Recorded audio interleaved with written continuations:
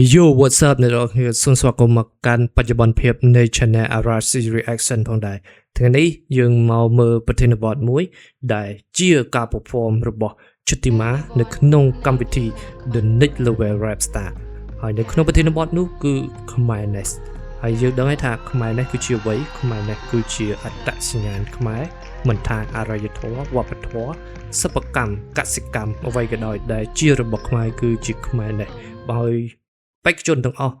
សូមបង្ហាញឲ្យ audience ឬក៏ទស្សនិកជនមិនថានៅក្នុងការមើលជាក់ស្ដែងឬក៏តាមទស្សនិកជនមើលនៅតាម platform សង្គមនានាណាក៏ដោយហើយបានដឹងថាខ្មែរនេះគឺជាអ្វីហើយថ្ងៃនេះ Chutima គាត់បានលើកប្រធានបទមួយដែលមានចំណងជើងថា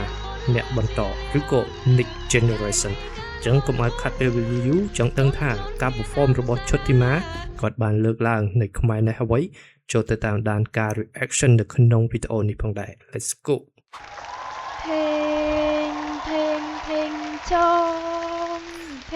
យើងបើកក្បាលមកដំបូងគឺបានឃើញអ្នកគ្រូនិងកូនសិស្សកំពុងតែរៀនហាត់រាំ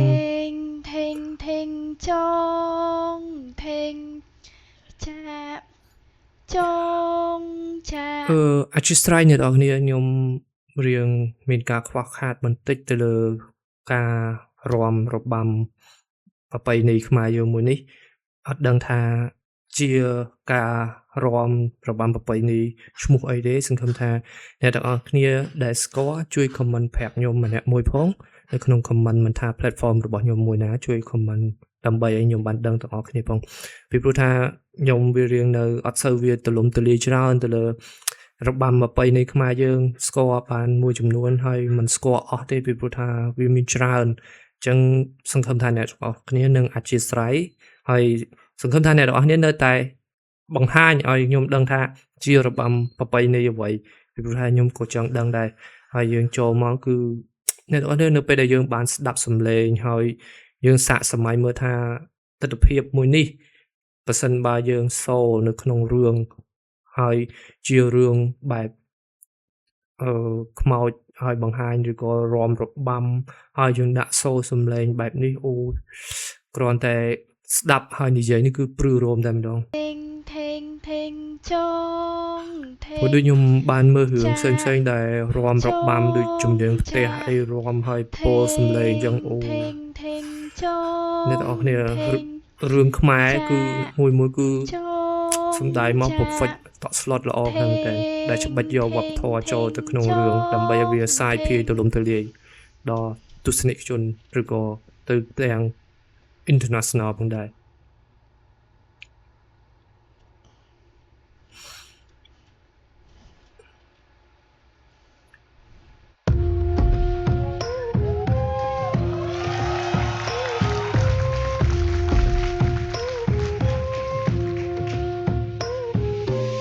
ជាអ្នកបន្តសរសរនៃកម្ពុជាសិល្បៈវប្បធម៌នៅខ្មែរច្រើនហូរហៀខ្មែរយើងគ្មានថ្ងៃសាបសូន្យបើយើងរួបរวมគ្នាធ្វើឲ្យល្បីដន្ទើលើកតឈ្មោះកម្ពុជាអ្វីក៏យើងមានទាំងវប្បធម៌និងសិល្បៈក្បាច់ក្បូរក្បួនខ្នាតដូនតាខ្មែរបានដាប់ឆ្លាក់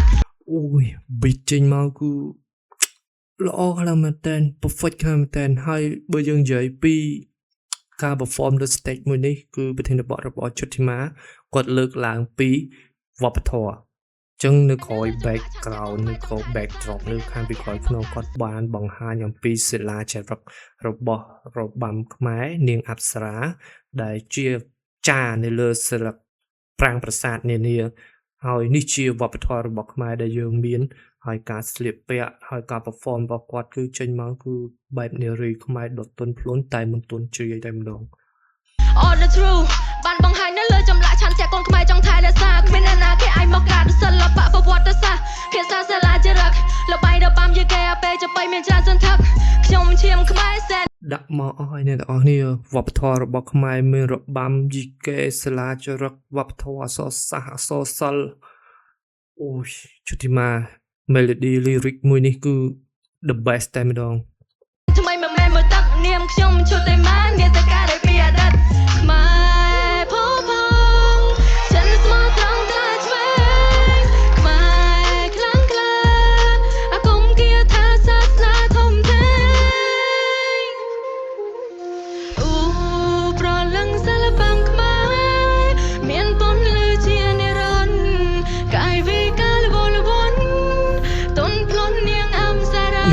ឈុតទីម៉ាគាត់ច្រៀងអ្នកទាំងអស់គ្នាសំឡេងគាត់រៀងញ័របន្តិចមែនតែវាធ្វើឲ្យអារម្មណ៍សំបីតែខ្ញុំកំពុងតែ react នេះក៏វាព្រឺរោមអ្នកទាំងអស់គ្នាវាលក្ខណៈថាលងលោចចូលទៅសំឡេងបើគាត់សំឡេងគាត់អត់ញ័របន្តិចខ្ញុំនិយាយថាឲ្យ10លើ10តែម្ដងនៅក្នុងការ perform លើ stage មួយនេះ យើងមកពីសួគ៌រេរំតែភ្នែកប្រជាជុំគ្នាមើលអំសារ៉ាការវិវត្តនៃភាសាក្បាច់បុរាណការដាំការដុសស្លាប់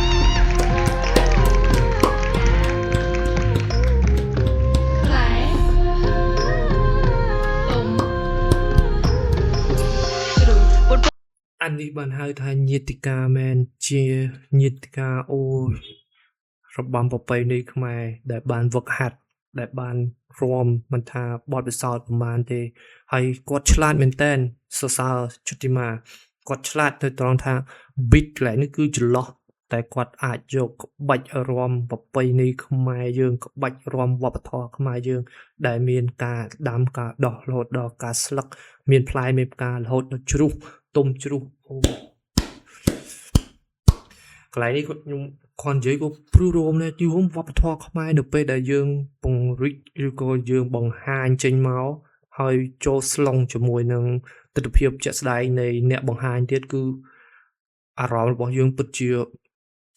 រំជើបរំរួលមិនដឹងថារកអ្វីនិយាយទៅកាន់អ្នកនរគ្នាឲ្យយល់ថាអារម្មណ៍ពេលនោះដែលកំពុងតែមើលថាមានអារម្មណ៍យ៉ាងដូចម្ដេច500ក្បាច់ជាភាសាដាំដុំត្រួយស្លឹងហើយចេញផ្លែផ្កាសក់សៀនមេលាគៀនសេរសាកន្ទ្រំមូខ្លំជុំវិញហន្តាកងជាប់ជើងជះរៀងសង្ហាលើកដៃពនរំក្បាញ់ពីខេមរារូបឆោមស្រង់អិនតួត្រង់ណាកាយវិញការលវនសំអង្គចាដល់ពេលដែលទៅរះហើយពលឺសិល្បៈរបស់ខ្មែរមានតម្លៃជាងមេជាងប្រាអសរសាលាសរស័ក្តិអ្វីលោកបានតែងតាឲ្យបានលឺដល់អន្តរៈបបធរលត់ជាតិវិញគង់តែរលាយមិនស្គាល់របស់ខ្លួនគង់តែត្រូវគេមើងងាយតាំងចិត្តឲ្យនេះហើយអ្នកនរគ្នា punchline ដែលខ្ញុំចូលចិត្តបើយើងមិនស្គាល់ខ្លួនឯងគេនឹងមើងងាយហើយវប្បធម៌រលត់ជាតិនឹងរលាយវប្បធម៌ពន្ធរាយជាតិនឹងកានអ្វីដោយគឺជាវប្បធម៌ខ្មែរយើងត្រូវតែថែរក្សាកេរមរតកពីដូនតាដែលបានចារលើផ្ទាំងសិលាចារឹកនានាលើកម្ពីលើអ្វីក៏ដោយដែលគាត់ទាំងអស់ដែលបានចារលើឲ្យកូនខ្មែរយល់ដឹងនិងបង្ហាញបន្តទៅកូនខ្មែរចំនួនក្រោយទៀតឲ្យថែរក្សានៅវប្បធម៌ខ្មែរយើងឲ្យកានឲ្យអន្តរៈមើលដឹងថាខ្មែរយើងមានវប្បធម៌ដ៏មហោស្ចារ្យអ្វីខ្លះនេះហើយដែលខ្មែរមានទើបប្រទេសដែលពួកវាឈ្លានពានវាចង់បានពីព្រោះថាខ្មែរយើងស្អាតស្រស់ស្អាតទន់ភ្លន់តែមិនទន់ជ្រាយរឹងទន់ភ្លន់មិនទន់ជ្រាយវប្បធម៌ពន្ធរាយជាតិវិញក៏កានប្រលឹងសិល្បៈមានពន្លឺជានិរន្តរ៍កាយវិការលវនទន់ភ្លន់នាងអំសារ៉ាយើងមកពីអននិយាយលេងសើចអ្នកទាំងអស់គ្នាមើលដៃខ្ញុំគ្រាន់តែរបាំនាងអប្សរាចេញមករំពុតពេនព្រឺរោមតែម្ដងអ្នកទាំងអស់គ្នាសួគ៌រេរំតែភ្នែកប្រជាជុំគ្នាមើលអំសារ៉ា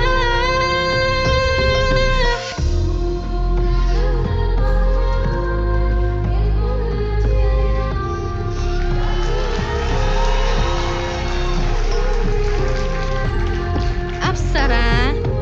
ជាស្ត្រីដែលលេចចេញពីថ្មភក់ឈរញញឹមនៅនឹងផ្ទាំងប្រាសាទអប្សរាកើតចេញពីការកូរសមុទ្រទឹកដោះរវាងអសុរៈនិងទេវៈអប្សរាឬស្រីសួគ៌តំណាងឲ្យភាពស្រស់ស្អាតភាពទន់ភ្លន់របស់ស្ត្រី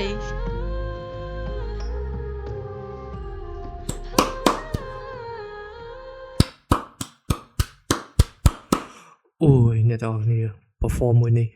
ខ្ញុំហ៊ាននិយាយថាល្អខ្លាំងមែនតើ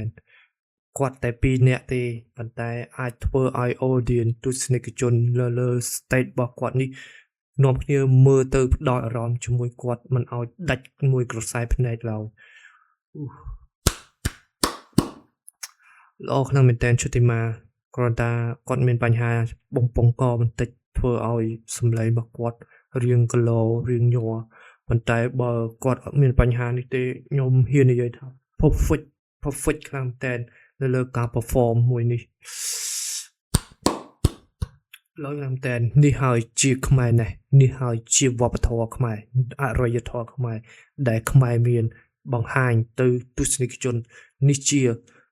បេក្ខជនដែលបង្ហាញវប្បធម៌ខ្មែរយើងបានល្អនៅលើ stage មួយនេះចឹងសង្ឃឹមថាបេក្ខជនក្រោយៗដែលគាត់បានយក concept ឬក៏ប្រធានបទរបស់ charge យើងបានដាក់ទៅខ្មែរនេះបង្ហាញមកឲ្យទស្សនិកជន audience ទាំងអស់បានមើលថាវា perfect អស្ចារ្យដល់កម្រិតណាដូចទៅលើឈុតិមាដែលគាត់បានបង្ហាញជូន audience ទាំងអស់ទស្សនិកជនទាំងអស់មើលលើ stage មួយនេះចឹងអ្វីដែលខ្ញុំ reaction អ្វីដែលអារម្មណ៍របស់ខ្ញុំទទួលបានគឺមានតែប៉ុណ្្នឹងទេដែលចែករំលែកទៅកាន់អ្នកទាំងអស់គ្នាឬក៏ audience ទាំងអស់ដែលបានទស្សនានៅក្នុង platform របស់ខ្ញុំទាំងអស់នេះហើយសង្ឃឹមថាអ្នកទាំងអស់គ្នានឹង enjoy complete ចុច like subscribe ឬក៏ follow របស់ account social media របស់ខ្ញុំទាំងអស់ទាំងប្រមាណមកហ្នឹងផងជួបគ្នានៅ video reaction ក្រោយ see you next time bye